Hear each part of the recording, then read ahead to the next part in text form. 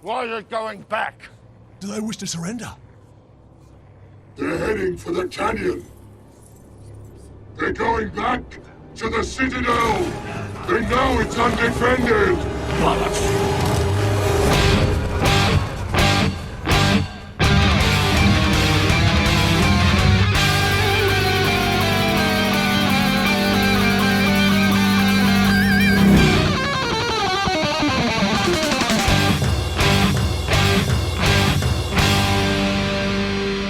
Welcome to the Mad Max Minute, where fortune favors the bold in Mad Max Fury Road, 1 minute at a time. I'm Rick. And I'm Julia. And today we're talking about minute 90, which begins with Immortan Joe quietly musing to himself, and it ends with the war party firing flares. Wrapping up the week with us are two hobbits who want nothing else than to go back to the Shire. It's Norman Mitchell and Cassandra Fredrickson from the Lord of the Rings Minute. Hello. Hello. Oh, jinx. You owe me an Aqua-Cola. No. Get some out of the tap. If there's one thing that would drastically improve the Citadel, it is a series of taps, as opposed to gigantic pipes in the side of the mountain. Right? And maybe some Coke. But as we've already discussed, small taps are not as visually impressive as gigantic pipes coming out of the side of a wall. Mm-hmm. Right. You literally can turn a waterfall on and off. Not many people can say that. As we kick off minute 90, we are sitting here with Immortan Joe, and he is just rocking back and forth, quietly humming to himself as he looks at his scepter thing. In the past, I've always called it a scepter, but it's actually his war club. And I say that definitively because back in August of 2018, the war club went up for auction through some movie props warehouse, and I think there's one in London, one in LA, and I think it's just called the Prop Shop Auction House. Mm-hmm. And so they had Hugh Keays-Byrne sit down with this thing and shoot a little video where he explained how all of these little doodads that are stuck to it with what looks like bubble gum were put there specifically by Hugh Keays-Byrne as he was putting together mentally the character of Immortan Joe. There's like a 2-minute video you can watch on YouTube, so I'll post a link in the listener page. But this is what it says in the description of that video. The War Club is adorned with symbols of violent victories, including a tiger's eye from India, a New York subway token, various plastic gemstones, and multiple army-themed emblems. Symbolizing Immortan Joe's power, the various mementos were personal to Keays-Byrne, who attached them to the club while preparing for the role during the months leading up to filming in Namibia. The club displays signs of production use, including minor scratches and wear to both ends, while signs of corrosion are present on some of the metal emblems. The head of the piece displays adhesive remnants from damaged emblems, and it is 48 inches long, or 122 centimeters, 4.5 inches wide by 4.5 inches deep. So it's pretty sizable, as you can see, because it's pretty big in his hands. Mm-hmm. They estimated the auction value between 10,000 and 15,000 English pounds. Wow. Do we know what it sold for? I do not. I tried to look up what it sold for at auction. Yeah. But considering that it is a literally one-of-a-kind thing, mm-hmm. like they didn't have 7 of these just kicking around. Right. There is one that Hugh Keays-Byrne personally made and used in the movie. That's so cool. Yeah, the seller, it might have been private information, like a private sale. Could be. I don't know how. I don't know how they do it. It could have been a private auction. That's true. Because I don't know how the prop store does their stuff. Like, is it open to the public? Is it invite only? I don't know. It might be like an open event, but it might still be considered a private auction. Yeah. So that people don't know who winds up with these things, so that, you know, they don't get stolen. Right. It's like when you put an empty box out by the edge of the road, like everybody knows that you've got a new television at that point. So if they're cruising around the neighborhood looking for houses to break into, oh, okay, I'm looking for a TV like that. They have one. Window shopping, as it were. Mm-hmm. Yeah, Immortan Joe's humming a little song. He's got an okay voice. Yeah, he's got a nice deep register. Yeah. It's very resonant, and I think the way that it echoes through the mask just enhances it. Mm-hmm. This is like an oddly quiet moment for all of the war boys. Yeah. For like all of this whole war party in a way that's just like, is this supposed to like humanize them? What is the point of this, like, this little moment of such, like, solitude among them all? Yeah. Well, they're all sitting there leaning up against the vehicles. Rictus has got his back to the side of the Gigahorse. The Imperators are just kind of sitting on the ground. It almost looks like they're shooting an album cover. The Doof Warrior is asleep in the hammock that holds his guitar. Okay, quick query from the three of you. Does this look comfortable, what the Doof Warrior is doing? Yo. You just said Duff. We talked about this. I didn't do it on purpose. It just slipped out. The rest of us sound bad. I don't know, man. The Doof Warrior is like the most deformed war boy. Yeah, he doesn't have eyes, right? I don't think he does. He just does. There's just skin. It's like scarred over, yeah. Like, we haven't seen it yet, but we are going to see it at some point. Mm-hmm. Like, just the way that his knees are pointed out in either direction, it doesn't look super comfortable to me. I agree. It does not look super comfortable. The soles of his shoes look in remarkably good condition. That's because he's always in the hammock. Yeah, he doesn't need to walk anywhere. He doesn't need to walk anywhere. But I think their frame of reference for comfortable versus not comfortable is very different than ours. Yeah, see, that's the thing about Converse All-Stars is they don't have a lot of good arch support. I like my Reebok Classics. I guess it would be comfortable if you've always been hooked up to this thing.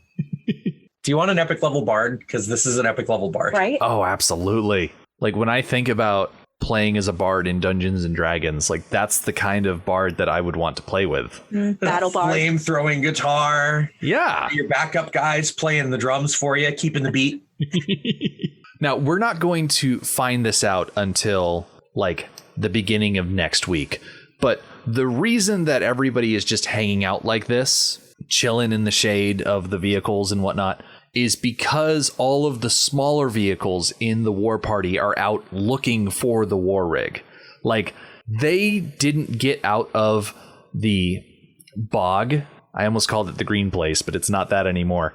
But they didn't get out of the bog fast enough to catch the trail of the war rig. Mm-hmm. So they are completely lost at this point. They got no idea where their quarry is. I don't think they necessarily know whether or not they should even turn back at this point. That makes sense. What are you going to do? Yeah. If it's just desert. We were watching it last night in preparation, and I was just like, why are they just chilling out? And Norman was like, well, they lost them, right? You don't want to wander the desert forever. And I'm like, oh, okay. Yeah, that makes sense. Yeah. The three main vehicles that we see in these early shots are the Gigahorse, the People Eater's limo, and the Doof Wagon. Mm-hmm. And obviously there are other smaller vehicles there because we're going to see the war boys running to them later on in this minute. But those are the largest, most gas-guzzliest vehicles in the war party. You're not just going to have them aimlessly driving around the wasteland burning up fuel, because you will literally give the People Eater a conniption. Yeah. Yeah. Like, he's already going to have a heart attack because he's huge and grotesque, but he'll throw a hissy fit if you burn through too many units of gasoline. Right. And they already lost the 3,000 gallons in the round trailer behind the war rig. Yeah. That's gone. I love that he has his book with him. Is he the guy in charge of Gastown? Yes. Yeah. He's the bean counter that they've placed in charge of that production. His weird nose guard. What is the point of that weird His little weird nose nipple guard? clamps. He's rubbing his nipple in this minute. There are so many distressing things about the People Eater. The fact that he's called the People Eater. He should be wearing a purple suit. When you look at him sitting in his little chair thing in Second 12, and you've got that one war boy that's attending to his huge gouty elephant foot, everything about him is just so bothersome. His fake nose, his insistence on always tending to his nipple, the fact that he's got an elephant foot. He has nipple clamps on. Mm-hmm. Yeah. With a chain between them. And then the chain goes into one of his pockets with his pocket watch. Like, is his pocket watch attached to his nipples? It's either a pocket watch or wasn't it some sort of counting machine? Yeah, I think it's a counting machine. Yeah. That looks way too heavy to be hanging from his nipples. Well, it's in a pocket. What's that line from Mean Girls? Like he's like the weatherman. He can tell the weather by his nips. There's a 75% chance that it's actually raining right now. Yeah. And then like 4 people helping him up into his limo. Mm-hmm. Halfway through second 12, Joe is sitting there in close-up. He's still musing to himself. And in the blurry background, just off to the right of the screen, you can see the war rig speeding along. And one of the lookouts that they've got sitting at the top of a pole shouts, "War rig! That's the war rig!" And he's sitting at the top of his pole and he's pointing very emphatically. And what I love about this polecat is that it kind of reminds me of Road Warrior. In minute 26 of Road Warrior, there's a character named Big Rebecca. And Max brings this guy, this scout that was attacked by Lord Humongous' raiders, back to the compound. And as he pulls this guy out of his car, from the compound, you hear Big Rebecca shouting, "Nathan! Nathan, it's Nathan!" And I'm like, oh, gee, do you think that's Nathan? And so in this instance, I'm like, oh, gee, do you think that's the war rig? I love that we can see the war rig before the polecat guy saw the war rig. And Joe looks at the guy shouting first and then turns around. It seems to take him a long time to turn around and see the war rig for himself. I mean, he's an old man. He's probably a little hard of hearing. Yeah. He's got to first look in the direction of where the sound is coming so that he can focus in on it and comprehend what's going on. And then he stands up to look and he's all like, "Well, what's all this then?" What's all he saying? Oh my God. And he waits for the Imperator with his binoculars on a stick to confirm that it is actually the war rig. And then he's standing there and he's looking at it and it's so plain as day. Like there's no way to hide this thing out in the wasteland. It's not like they've got shrubbery that they can hide behind. It's not like they painted it the color of the sand. Right. They can't just stop by a Sherwin-Williams or whatever. It's not Grand Theft Auto. You don't just pull into a garage. Exactly. Wait 30 seconds and pull away. And then the cops start chasing you. The Imperator that's using the binoculars confirms that that is their war rig, the one that they are looking for. And I can only imagine how embarrassing it would be for that polecat lookout if this just happened to be a random rig pulling a tanker, that it wasn't actually the war rig they were looking for. It was just someone else. And they go through all this effort to chase them down and they pull them over. And it's like, oh, this isn't the people we're looking for at all. This is literally just some random war rig in the middle of the wasteland. I mean, they would end up taking it anyway. Still full of gas. Kill him. Yeah. Yeah. Like those random people would be just as screwed. Like they would lose their lives and Joe would take the war rig because that's literally what he does. But it would be very akin to like in Spaceballs, where they think that they've caught the main characters, but it actually turns out to be their stunt doubles. I love that movie. Oh, I love jeez. They're combing the desert. With actual combs. You find anything? No. And so as the Imperator confirms that it's them, the People Eater walks up and he's like, well, why are they going back? As if it's so incredulous that they would do such a thing. And Rictus, dear sweet Rictus, with actually what I would consider a fairly plausible scenario, asks, do they wish to surrender? As if they suddenly lost their nerve. Right? It's like, oh, we finally lost them. Let's surrender. Well, I think you're right. It is plausible because they got all the way out here where they were hoping to find a place to live and thrive, and they find nothing. So what choice do they have? I mean, that was literally Cheeto's argument after the canyon. It's like, we can go back. We can say we're sorry. He'll let us live the high life again. How crazy would it have been if Cheeto hulked out and took everybody captive and Cheeto was the one that drove the war rig back to the Citadel? That would be so implausible. Joe, I'm sorry. They made me go. I brought them all back to you. Well, I like that the movie kind of uses that instance of her grief, because that's what it is. Like she's like bargaining at that point. Panicking. Yeah. I like that they use that to kind of like in later minutes to like subvert the audience expectation too, where she's just talking to Rictus later on the rig. Rictus erectus. Yeah. Look at him. He's a beefy boy. He is. Heck yeah. Wearing a jock strap on his face or something. I don't know why he's got that underwear on his chin. That's his breathing apparatus, right? Because he's got tubes in his nose. He's got tubes in his nose, yeah. I don't think I've ever figured out exactly why he's wearing that chin strap thing. Well, a chin strap is to keep your mouth closed. Oh. That's literally what a chin strap does. Do you think that Rictus is like slack-jawed, and so he wears that thing to keep his mouth closed so the... What do you call the thing that goes in the nose? Cannula. So the cannula will actually be effective? Well, no, because you don't have to have your mouth closed for the cannula to be effective. Oh, okay. But I still think he's slack-jawed. Because there's something wrong with all of them. He's got to maintain his jawline. Right, because they're talking about how, like, everyone's all deformed and stuff. And it's just like, look at Rictus. Right? He doesn't look deformed. No. He looks perfect in every way. Look at him. Definitely got respiratory issues, though. Yeah. Or is that just a breathing apparatus because of the air being poisoned? I think it's 6 of one, half dozen of the other. Yeah. It sounds like it could probably be both of those. Yeah. I really appreciate how quickly Joe puts together this scenario. That he instantly recognizes that they're heading back towards the canyon. And as great as that is, we immediately smash cut to the people eater rubbing his nipple. And I'm like, could you just please not for like 5 seconds? That's how he thinks. He's just, what are they doing? It's his thinking cap. That's his thinking nipple, Rick. Thinking nipple. And he's doing it the whole time. Like when we have a wider shot of Rictus saying, are they going to surrender? You look to the back and the people eater's rubbing his nipple. Right, that's his thinking nipple. The other one is his pleasure nipple. That doesn't make it better. That, in fact, makes it worse. Yeah. This one is for business. This one is for pleasure.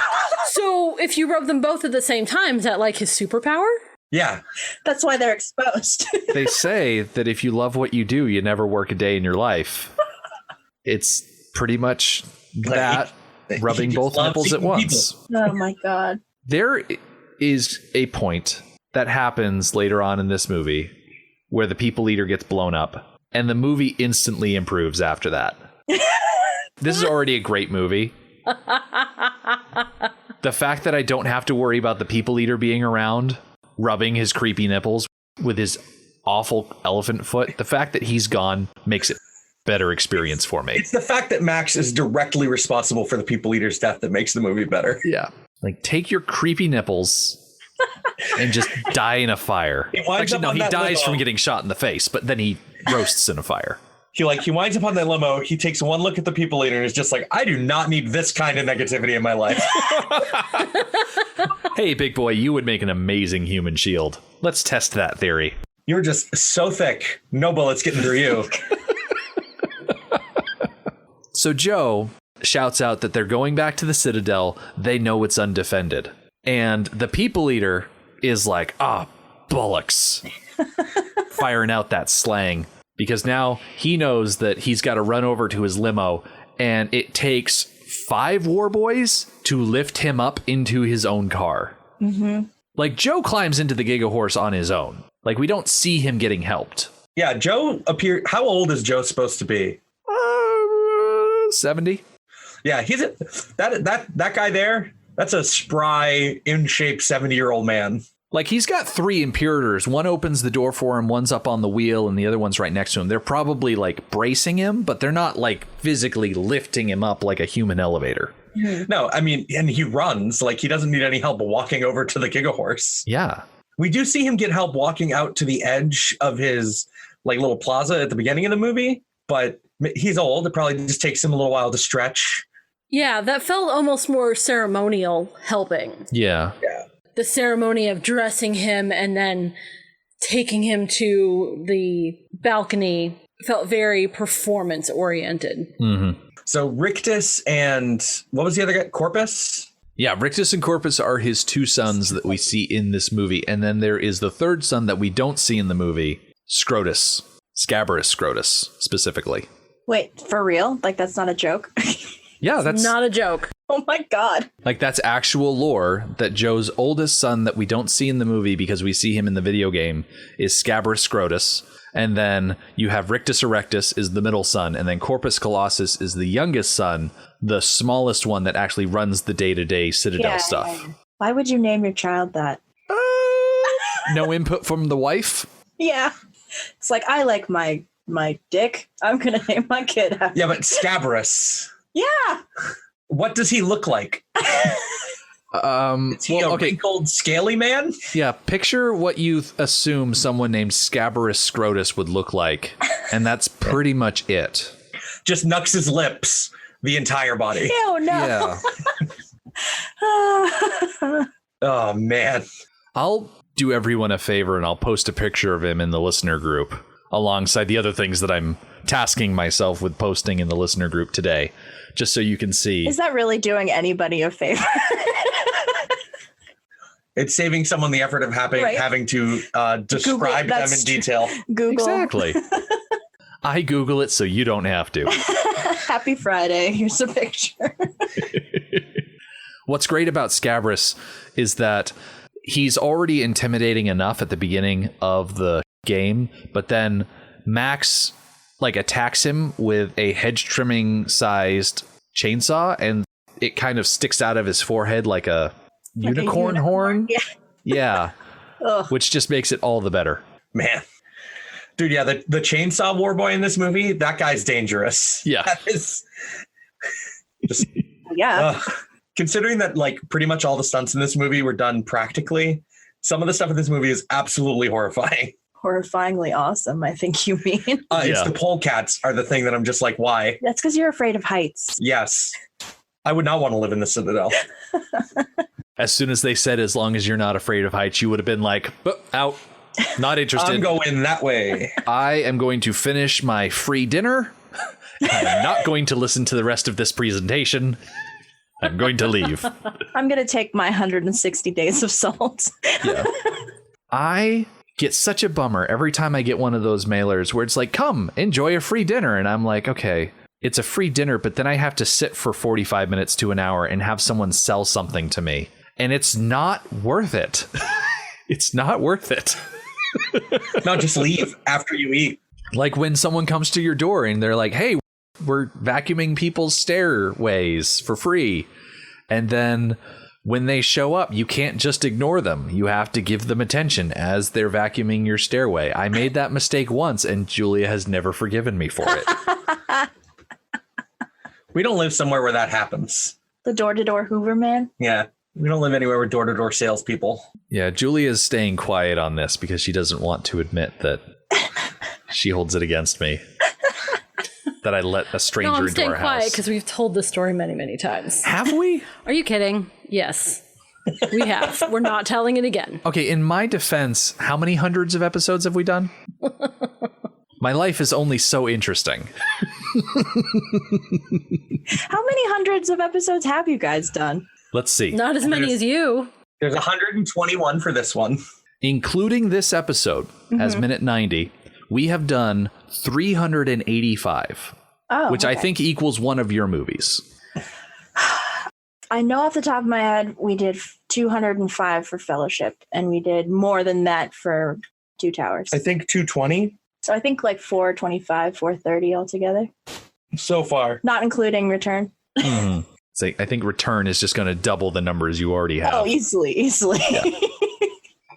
Now, I'm trying to think off the top of my head, and I'm coming up with nothing, of any sort of similar situation in The Lord of the Rings. And the only thing that's coming to mind is not so much people turning around and going back the way they came, but someone suddenly realizing a plan. And the thing that I'm thinking of is when Treebeard discovers what Isengard has done, and it's him just kind of suddenly catching on that things are not as they seem. It's kind of like the sad, horrible version of this is when Denethor commands Faramir to go back to Osgiliath to everyone's doom. What's that? Send my only remaining son to die? Of course. Say no more. Say no more. It's a bold strategy, Cotton. See if it pays off for him. Yeah, Denethor is kind of the Immortan Joe of Middle-earth. Lives up in a high tower, separate from everything else around him, kind of in his own world, willing to go to extreme measures to get what he wants. At least Denethor doesn't rub his nipples when he's thinking. So. Oh, thank goodness. No, he just pours oil all over himself and eats tomatoes like a maniac. I will take crazy tomato eating over nipple rubbing. Oh, any day. Like in the hierarchy of my preferences. Yeah. He ruins that luxurious fur coat by pouring that oil all over himself and all over it. He too is actually he's like 90. Is he? Yeah. Denethor's like 90. Yeah, people have weird ages in your movies. I think Theoden is 77, I think. Crazy Old Men, the movie. And then Denethor is like 20 years older than Theoden. So Joe is an idiot for leaving the Citadel defenseless. He's thinking with his dick, not his brain. He's thinking with his pleasure nipple, not his thinking nipple. That's right. That's right. So the guy is supposed to be like a decorated war veteran. He's like done all this stuff. He's smart enough to figure out what they're doing. He's like a military guy, and he's just like, I've left my home defenseless.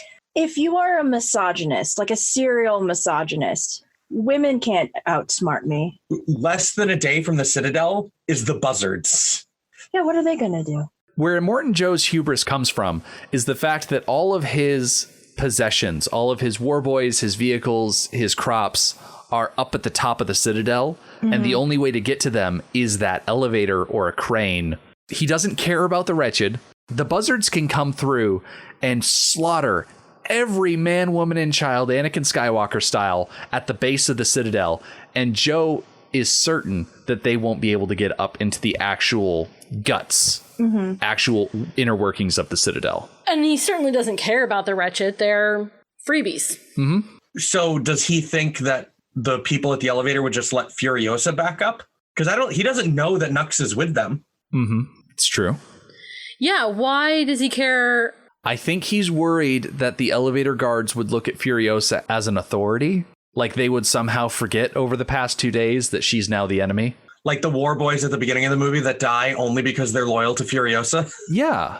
Furiosa could come back to the Citadel and be like, here I am. I'm done with my errand. Oh, everybody's gone? Better let me up.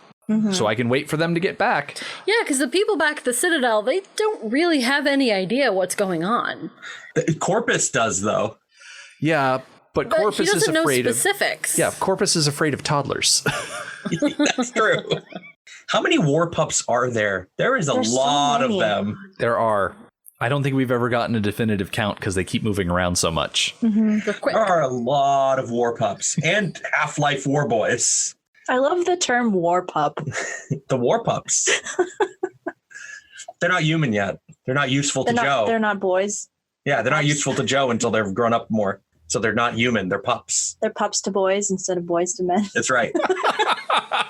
That's how they keep themselves entertained. They have a karaoke night. Ah, I see. I like that idea. The Doof Warrior plays all the music. Because they do have some sort of PA system. Joe uses it at the beginning of the movie, so why wouldn't they set that up for a karaoke night?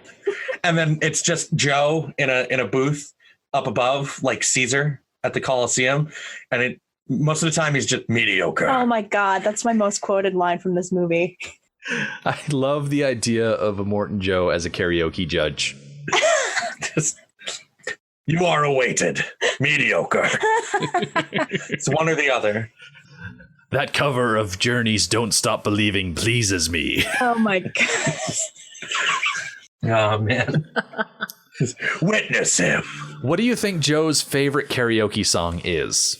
I Will Survive. Oh my God. Like the end of Shrek 2. Or Holding Out for a Hero. Yeah. Yeah, that's the end of Shrek 2. He really loves when Miss Kitty does that. Are you sure he's not a big fan of We Don't Need Another Hero from Tina Turner? Probably also likes Tiny Dancer. Tiny Dancer. Piano Man. What we don't see is that there is a war boy who is just an Elton John impressionist. That's all he does. They have all the ridiculous outfits. They're just in the back. Yeah. I think you could assemble most of Elton John's wardrobe from the stuff the war boys and Joe's crew is wearing. You just have to paint it bright colors. If there's one thing that Beyond Thunderdome has over Fury Road, it's how amazing the outfits are for the bodyguards that help out the big bad. Like Auntie's bodyguards with the mohawks and the feathers and the sports equipments, they just put the war boys to shame. Well, yeah, Joe doesn't care how many of these guys die. They don't need armor. No, that's true. They paint themselves white, pray to him like a god, and then go get themselves killed for his amusement. Good times. Good times. Good times in the wasteland. Right, like they totally paint themselves white. Like Nux is not white anymore in the sun. Yeah. So they must paint themselves.